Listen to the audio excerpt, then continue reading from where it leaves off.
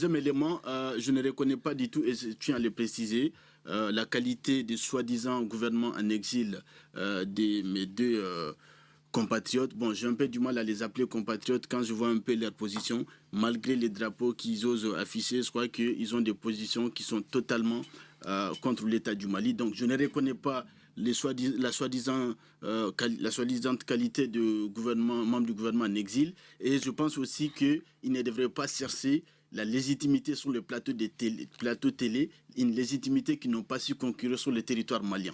J'en viens au fait.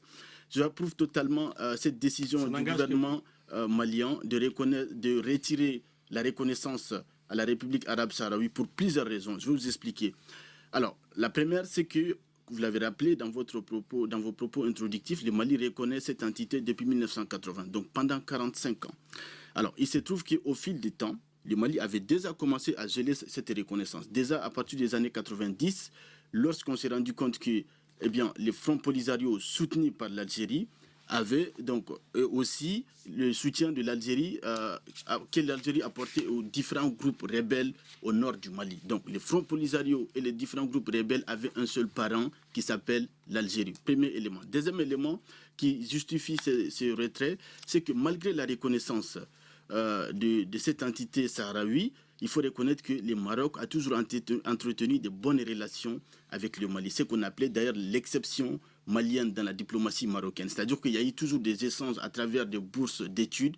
Il y a eu un hôpital qui a été construit du temps d'Ibrahim Boubacar Keïta. Donc vous voyez bien, c'est un pays qui n'a pas tenu rigueur et contrairement aux autres États qui avaient reconnu la République sahraoui, donc le Maroc a toujours entretenu de bonnes relations.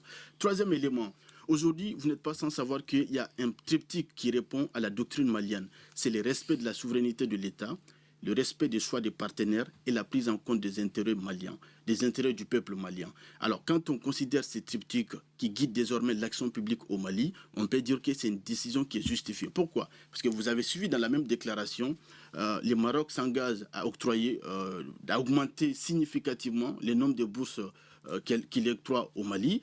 Premier élément. Deuxième élément, à supprimer le visa d'entrée. Donc désormais, tout Malien qui réside se rend au Maroc. Cela va, quand on sait que nous sommes un pays à forte mobilité, cela va dans l'intérêt du peuple malien qui répond justement, comme je disais, au triptyque qui guide désormais l'action publique.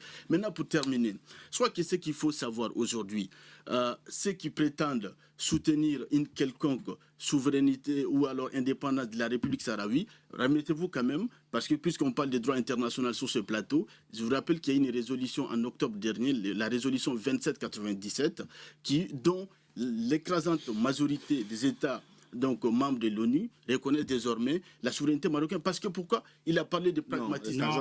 Non, majorité, non. Mais enfin, elle reconnaît le principe de l'autodétermination, monsieur. Écoutez, on le laisse finir. Je termine.